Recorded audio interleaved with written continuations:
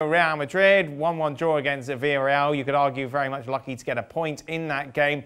And for them, of course, it's Inter Milan next. And normally you think fourth round of the group stages of the Champions League, you know, normally it's all kind of wrapped up almost by now. Not in this case, not in the way this group has played out. And of course, significantly, Real Madrid were going into this tie without Sergio Ramos and without Karim Benzema, Sid. Yeah, the Benzema news has only just been confirmed. He's been training on his own for the last few days, and we weren't sure whether he was going to make it. It now looks like he won't. And as you say, this is a game that's really big for reasons we didn't anticipate. You know, the fourth great game of the group between Inter Milan and Real Madrid should have been huge in terms of who finished first.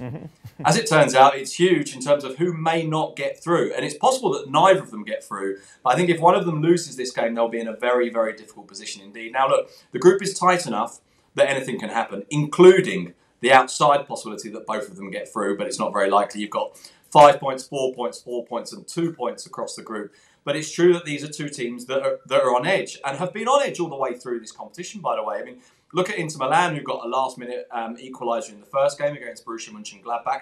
Look at Real Madrid, who needed 2 very late goals to draw in Germany, needed a relatively late goal against Inter Milan at a time when Inter Milan were dominating the game to win the third game. And so they've been rescued twice already and still aren't safe. And this is a game where both teams are very much on edge.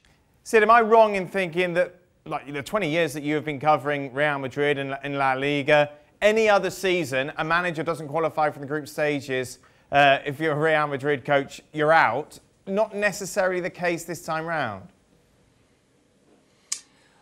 I honestly don't know what to say in response to that, Dan, to be honest with you, because Real Madrid have never been knocked out of the group stage of the Champions League. I feel like if that was to happen, Zidane would be under a huge amount of pressure. And we've said before that he's been under pressure all the way through this season, and he just always is.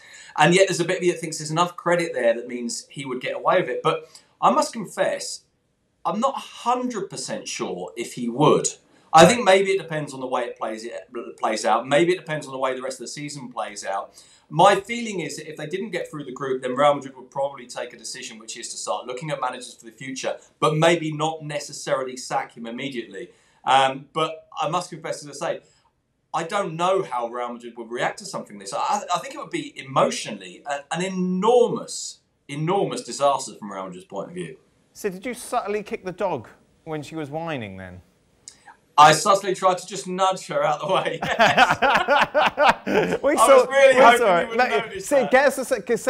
Can Stella come up? Let us say hello before we let you go. This will be the most exciting thing we'll do all show, I'm sure. Where is she? Come here. Come on, Stella. Stop whining, Stella. Oh, fantastic! She stuck her tongue out as well. Poor Stella. I think she's hungry. Sid Lowe, thank you very much, Stella. Without a doubt, the best moment of the show this day, this week, probably this year. We'll drop down now to the level to remind you that the Gab and Jules podcast dropped today. Be sure to check that out over on the website.